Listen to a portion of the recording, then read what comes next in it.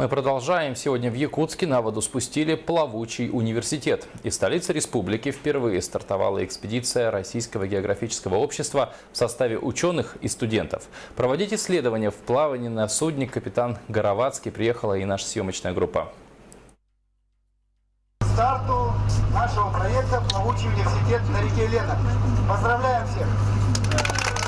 Для студентов такое путешествие – новые данные для дипломных работ. А для жителей населенных пунктов по пути исследования – это возможность получить знания об экологической обстановке своих поселений. Нам сказали, что в Тикси будет очень холодно. Также теплые вещи. Конечно же, географы взяли компас. Что еще? И рыбацкой принадлежности. Сказали, что будем рыбу ловить. Еще, там палатку, спальник, что-то самое необходимое. Ради проекта силами ЛОРПа было восстановлено судно, которое ранее не эксплуатировалось, и создана команда. А капитан рейса впервые поведет судно по такому маршруту. Именно с научной экспедицией, да, самому интересно.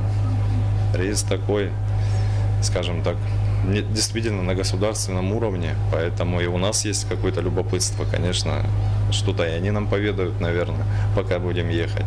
Слушателями масштабного проекта стали 21 человек, среди которых географы, экологи, историки и геологи. Целый месяц они проведут на воде, где наставники передадут свой опыт исследований полевым методом. Через 2-3 дня мы будем в Тикси, мы обратно пойдем уже с подробными остановками на всех населенных пунктах, забирая пробы воды, почвы, грунта, льда, для того, чтобы делать анализы на содержание тяжелых металлов, пестицидов и многих химических элементов.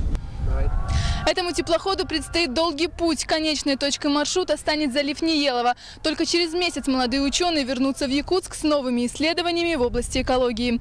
Юлия Великодная, Владимир Павлов, НВК Саха, Якутск.